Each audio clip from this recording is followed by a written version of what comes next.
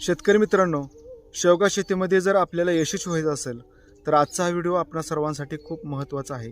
त्यामुळे व्हिडिओ कुठेही स्किप न करता सर्वांनी आवर्जून बघा. नमस्कार, मी आहे महेश आणि आपणा सर्वांचं शेतकरी महेश यूट्यूब चॅनलमध्ये स्वागत करतो.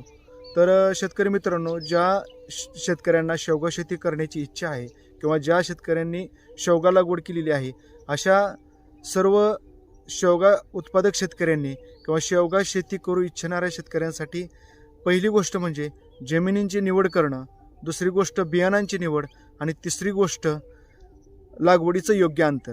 या तीन गोष्टी जर तुमच्या परफेक्ट असतील तर तुम्ही शेवगा शेतीमध्ये 100% यशस्वी होणार आहे. तर या तिन्ही मुद्द्यावरती आज आपण सविस्तर चर्चा करूया.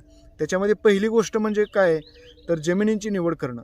शेवगा हे पीक कमी पाण्यावरती येणारं पीक आहे. त्यामुळं शेवग्याला पाण्याचा निचरा होणारी मध्यम ते हलक्या स्वरूपाची जमीन असणं खूप महत्त्वाचं आहे.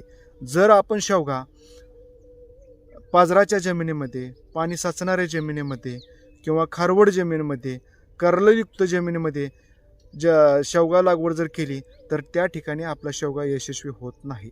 त्याचं कारण म्हणजे पावसाळ्यामध्ये पाणी साचलं तर झाडांना मर लागते. पाझराच्या जमिनीमध्ये शेवगा आपण बेडवर जरी लावला तरी त्या शेवग्याला कळी निघण्यासाठी म्हणावा असा ताण भेटत नाही. त्यामुळे झाडाला कळी निघत नाही आणि जरी त्यातून कळी निघाली तर सेटिंग होत नाही. म्हणजे असे भरपूर प्रॉब्लेम होतात पाझराच्या जमिनीमध्ये. खारवड जमिनीमध्ये सुद्धा शेवग्याला खूप प्रॉब्लेम येतात. त्याच्यामुळं जमिनीची निवड करणं खूप महत्त्वाचं आहे. शेवग्यासाठी माळरानावरची मध्यम ते हलक्या स्वरूपाची पाण्याचा निचरा होणारी जमीन असणं खूप महत्त्वाचं आहे. त्यामुळं शेवग्याची लागवड करण्यापूर्वी आपली जमीन कुठल्या प्रतीची आहे, जमिनीमधून पाण्याचा निचरा होतोय का, या गोष्टीचा अभ्यास करून आपण शेवगा लागवड करणं खूप महत्त्वाचं आहे. म्हणून ज्या शेतकऱ्यांना शेवगा लागवड करायची आहे त्या शेतकऱ्यांनी सुरुवातीला जसा आपल्या इमारतीचा पाया भक्कम आपण बांधत असतो, करत असतो, त्या पद्धतीनं या शेवगा शेतीमध्ये जमिनीची निवड करणं खूप महत्त्वाचं आहे. दुसरा मुद्दा बियाणांची निवड. बियाणांची निवड करत असताना मार्केटमध्ये भरपूर व्हरायटी आहेत. PKMच्या 3-4 व्हरायटी आहेत, सिद्धिविनायक आहे, परत ओडिसामध्ये ओडिसा 1, ओडिसा 2, ओडिसा 3, 4, 5 अशा भरपूर व्हरायटी आहेत. काही शेतकऱ्यांनी डेव्हलप केलेल्या व्हरायटी आहेत. परंतु माझ्या अनुभवानुसार आपण बियाणांची निवड करत असताना आपण ज्या शेतकऱ्याकडून बियाणं घेतोय किंवा एखादं दुकानामध्ये बियाणं असेल, त्या बियाणं ज्या शेतकऱ्याने बियाणं नेऊन लावलंय तीवर, समजा आपण एखाद्या शेतकऱ्याकडून बियाणं घेणार आहे, त्या शेतकऱ्याच्या प्लॉटवरती जाऊन त्या प्लॉटला माल कसा आहे, सेटिंग कसं आहे, झाडांची उत्पादन क्षमता कशी आहे, फ्लावरिंग कसं निघालेलं आहे, या सर्व गोष्टीचा अभ्यास करून त्या शेतकऱ्याकडून आपण बियाणं खरेदी केलं पाहिजे आणि खात्रीपूर्वक बियाणं खरेदी केलं पाहिजे.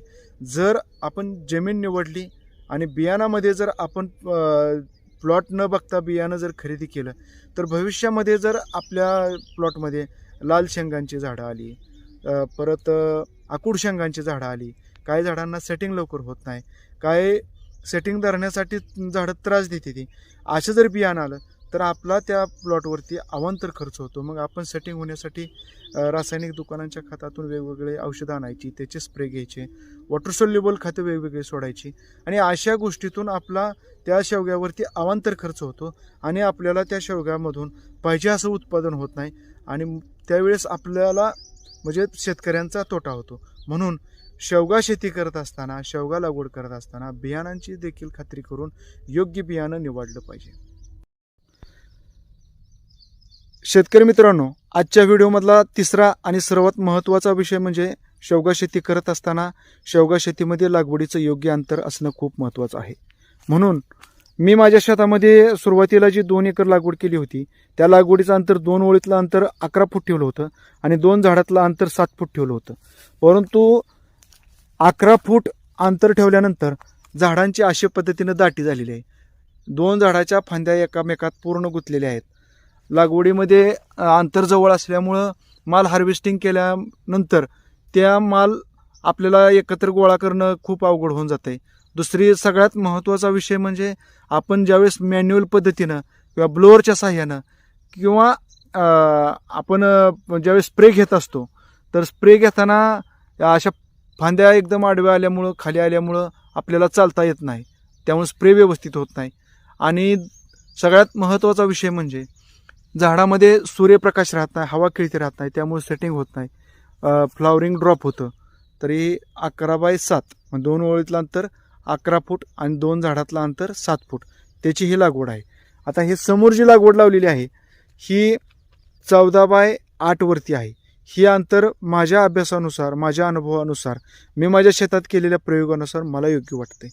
कारण का, झाडामध्ये अंतर व्यवस्थित राहते, हवा खेळती राहते, सूर्यप्रकाश राहतोय, झाडं छाटणी केल्यानंतर आतमध्ये रोटावेटर व्यवस्थित मारता येतो, आंतरमशागत चांगली करता येते, मॅन्युअल पद्धतीने स्प्रे व्यवस्थित घेता येतात.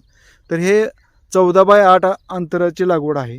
तर ह्याच्यामध्ये म्हणजे मला तरी कुठलीही अडचण जाणवली नाही. आणि आता दुसरी लागवड आहे तिचं अंतर 12x7 आहे, ते पण तुम्हाला दाखवतो. तर 12x7 अंतरावरती सुद्धा झाडं अशी एकमेकामध्ये एकत्र आलेली आहेत. हे 12x7 वरती लागवड आहे.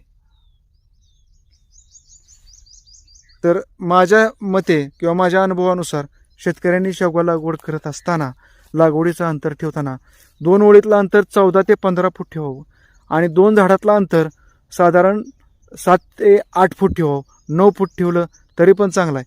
आणि अशा पद्धतीनं शेवगा लागवड करत असताना शेतकऱ्यांनी आपल्या शेतामध्ये लागवडीचं योग्य अंतर ठेवणं खूप महत्त्वाचं आहे. तर शेतकरी मित्रांनो, आजच्या व्हिडिओमध्ये आपण ज्या शेतकऱ्यांना यशस्वी शेवगा शेती करायची आहे त्या यशस्वी शेवगा शेती करण्यासाठी ज्या 3 गोष्टी महत्त्वाच्या असतात त्याच्यामध्ये पहिली गोष्ट जमिनींची निवड, 2 नंबरला बियाणांची निवड आणि 3 नंबरला लागवडीचं योग्य अंतर. या विषयावरती आपण चर्चा केली.